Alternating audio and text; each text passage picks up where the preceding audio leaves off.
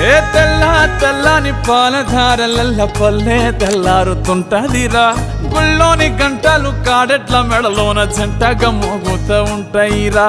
నాగలి భుజాన పెట్టుకుంటే దోస్తులు చెయ్యేసినట్టేరా కొట్టు గోదా పక్కన ఉంటే కొండంత బలగం ఉన్నట్టురా చల్లగాలి మోసుకొచ్చెరా సేను శిలకల ముచ్చట్లు దారి పొడుగు సెట్ల కొమ్మలా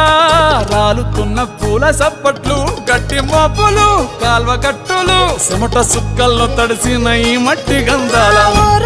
పల్లెటూరు దీని తీరే అమ్మ తీరు